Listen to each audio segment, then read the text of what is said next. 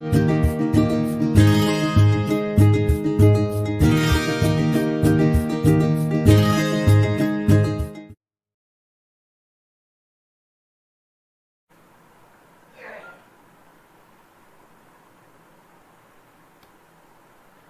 is a close relationship between economics and environment.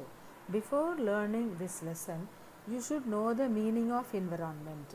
The term environment has been derived from the French word environnement, means surrounding.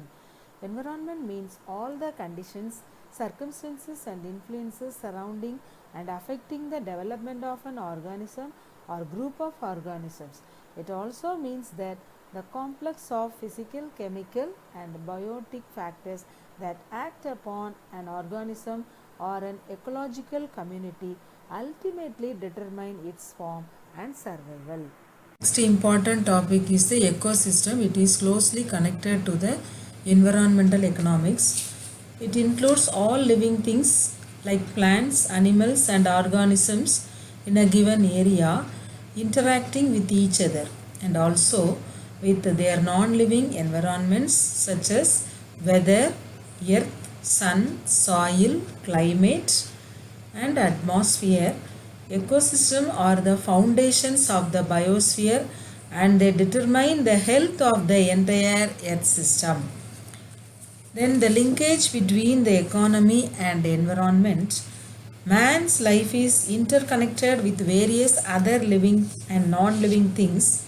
The life also depends on social, political, ethical, philosophical and other aspects of economic system. In fact, the life of human being is shaped by his living environment.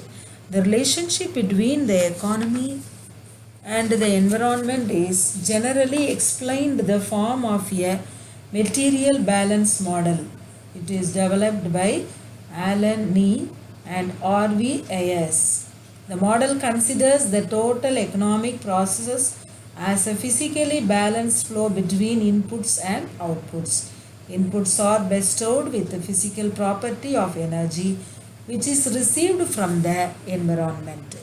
So, the ecosystem is very important for the development of economics. We will talk about the natural environment. How the natural environment is affected by the producers as well as the consumers. It is clearly shown by the material model. See the picture, see the diagram. Producers are producing the goods. Producers are producing the goods. Then it was consumed by the consumers. Then the consumers are using the product for their daily purpose, and the wastages are goes into the environment. The outline, this is the environment. So some of the things are recycled, some of the things are discharged to the environment. Like that, in the production side also, producers are when producing the products, some of the things are wastages and goes into the natural environment and some things are recycled. At the same time, the recycle பண்ண அதனுடைய standard குறைஞ்சிட்டே இருக்கும். அந்த பொருட்களோட standard குறைஞ்சிட்டே இருக்கும். Say for example, the first iron raw மெட்டீரியலிருந்து முதல் எடுக்கக்கூடிய first quality iron, it is very நல்ல குவாலிட்டியாக, வெரி குட் குவாலிட்டி. அப்புறம் அதே ஒரு மறுபடி பழைய இரும்பு கடைக்கு போய் திரும்ப ரீசைக்கிள் ஆகி வரும்போது அதனுடைய குவாலிட்டி குறைய ஆரம்பிச்சிடும். அதே மாதிரி தான் இங்கேயும் நம்ம ரீசைக்கிள் பண்ண வாட்டரை கூட எடுத்துக்கிடலாம். வாட்டர் நமக்கு மழை தண்ணி எப்படி வருது, நல்ல ஒரு மினரல்ஸோட, நல்ல எல்லா மினரல்ஸும் அதில் இருக்கும். செடி கொடிகளுக்கு, அனிமல்ஸுக்கு, ஹியூமன் பீயிங்ஸ் எல்லாத்துக்குமே அது ஃபஸ்ட்டு நல்லா இருக்கும். ஆனால் அதுக்கு ஆற்றுலையும் இதுலையும் கலந்து வரும்போது நமக்கு அது செகண்ட் குவாலிட்டி ஆயிடுது. மறுபடியும் நம்ம அதை ரீசைக்கிள் பண்ணும்போது தேர்டு குவாலிட்டி ஆயிடுது. அதே மாதிரி எல்லா பொருட்களுமே ரீசைக்கிள் பண்ண பண்ண அதனுடைய வேஸ்டேஜும் அதிகமாகும், அட் த சேம் டைம் அதனுடைய குவாலிட்டியும் கம்மியாகும். நேச்சுரல் என்விரான்மெண்ட்டும் ஃபஸ்ட்டு இருந்த இந்த உலகம் தோன்றியதிலிருந்து இருந்த அந்த அழகான ஒரு இயற்கையான உலகம் இப்போது இல்லை, முழுவதும் பொல்யூட் ஆகி இருக்குது. எப்படிலாம் பொல்யூட் ஆகும் அப்படிங்கிறது தான் நம்ம நெக்ஸ்ட் டாபிக்ஸில் பார்க்க போகிறோம். தென் நெக்ஸ்ட் பார்த்திங்கன்னா the first law of thermodynamics,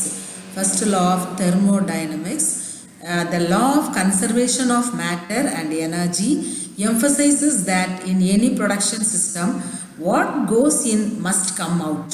This is known as the material balance approach or material balance principle.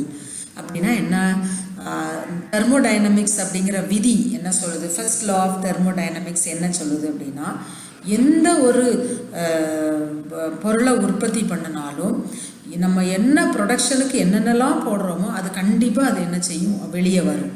இப்போ ஒரு கேக் பண்ணுறோம் அப்படின்னா அதுக்கு தேவையான பொருட்கள் நம்ம என்னெல்லாம் போடுறோமோ அது வந்து ரா மெட்டீரியல்ஸாக நம்ம போட்டு அதை மேக் பண்ணுறோம்.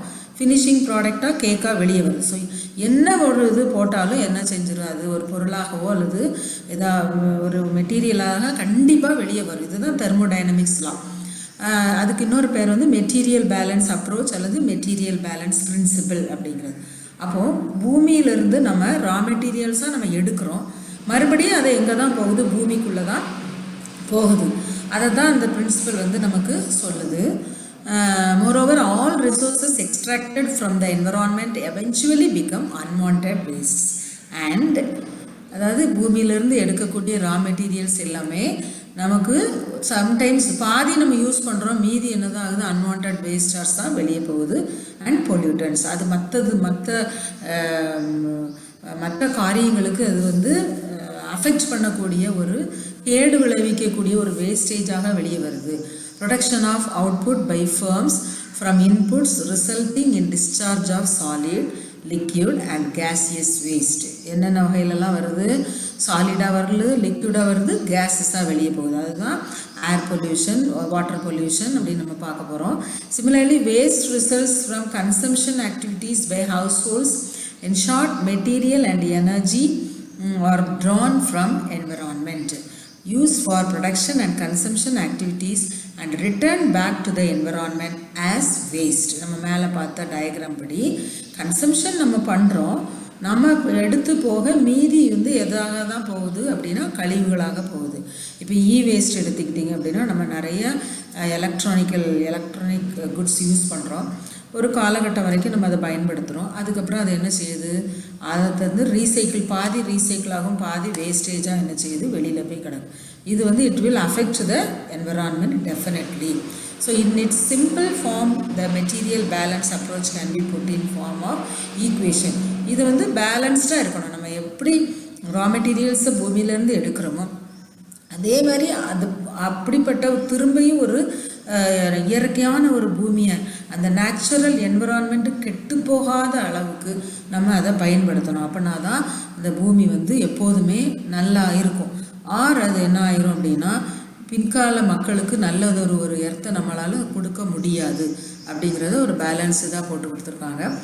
பாருங்கள், material and energy inflow from natural world, அதுக்கு ஷார்ட்டாக M. So M is equal to RRP plus RRC is equal to RDC plus RDC.